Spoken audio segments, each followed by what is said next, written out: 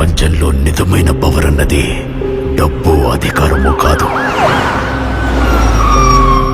ఒక మనిషిని నమ్మి వాడి వెనుక ఉండే జనమే.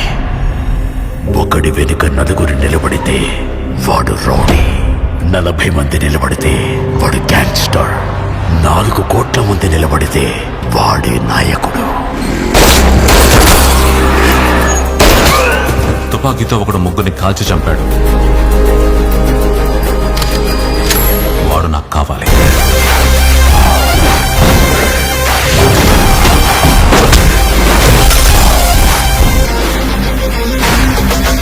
మా అమ్మ మీద ఒట్టేసి చెప్తున్నాను, నువ్వెవరో నాకు తెలియదు.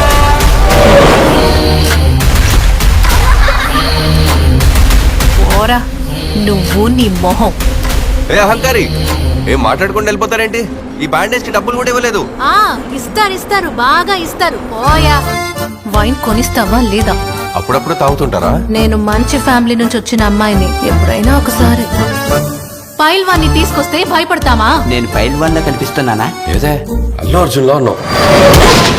నాకు ఎవడు చచ్చినా ఎలా చచ్చినా పర్వాలేదు, డబ్బే ముఖ్యం.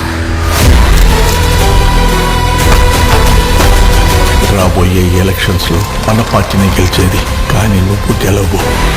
గెలిచి చూపిస్తా. దీనికి ఎన్ని కోట్లు ఖర్చైనా సరే, ఎన్ని తలలు తెగినా సరే.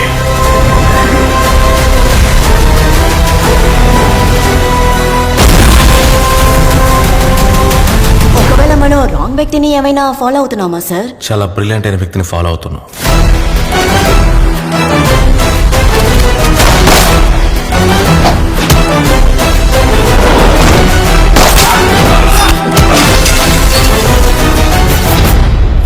ప్రజలు మనం చేసిన తప్పుల్ని గుర్తుంచుకుని ఉంటే 5 సార్లు ఎన్నికల్లో ఎలా గెలిచుండేవాళ్ళం?